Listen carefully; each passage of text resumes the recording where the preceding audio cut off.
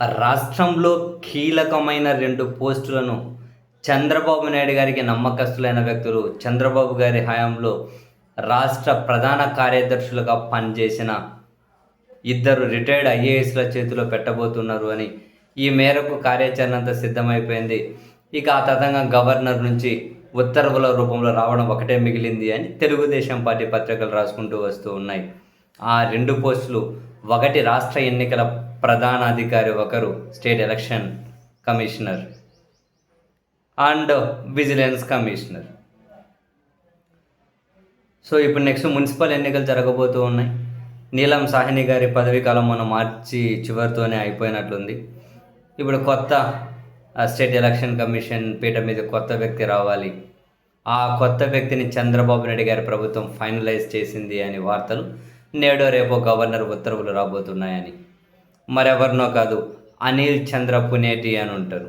Retired అంటే IAS, అంటే ఇంతకుముందు ఉత్తరాఖండ్ స్టేట్కి చెందిన వ్యక్తి అయినా ఆంధ్రప్రదేశ్ క్యాడర్ ఐఏఎస్. 2019 ఎన్నికలప్పుడు ఈయనే ప్రధాన కార్యదర్శిగా ఉన్నారు, రాష్ట్ర ప్రధాన కార్యదర్శిగా. అప్పుడు ఎలక్షన్ కమిషన్ ఇచ్చిన ఆదేశాలను కూడా ఈయన అమలు చేయట్లేదని చెప్పి విమర్శలు. అప్పుడు జగన్మోహన్ రెడ్డి గారు వాళ్ళ పార్టీ తనను తీవ్రంగా వ్యతిరేకించింది. ఎలక్షన్ కమిషన్కు కంప్లైంట్ చేశారు. ఫైనల్గా తనను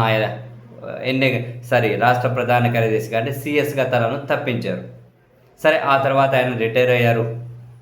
సైలెంట్గానే ఉన్నారు అంటే మళ్ళీ జగన్ దిగిపోయే వరకు.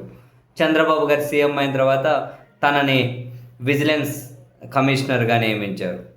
ఇప్పుడు విజిలెన్స్ కమిషనర్ నుంచి స్టేట్ ఎలక్షన్ కమిషన్ పీఠం మీదకు ఆయనను తీసుకొని వెళ్తున్నారు అన్నది ఆ వార్తల సారాంశం. అండ్ అప్పుడు విజిలెన్స్ కమిషనర్ ఖాళీ అవుతుంది కదా.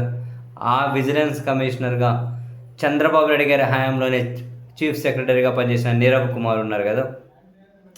ఆ నీరవ్ కుమార్ని విజిలెన్స్ కమిషనర్గా కూర్చోబెడుతున్నారు అని. సో ఈ 2 ఉత్తర్వులు త్వరలో గవర్నర్ నుంచి రాబోతున్నాయి అని తెలుగుదేశం పార్టీ మీడియా అయితే రిపోర్ట్ చేస్తూ ఉంది.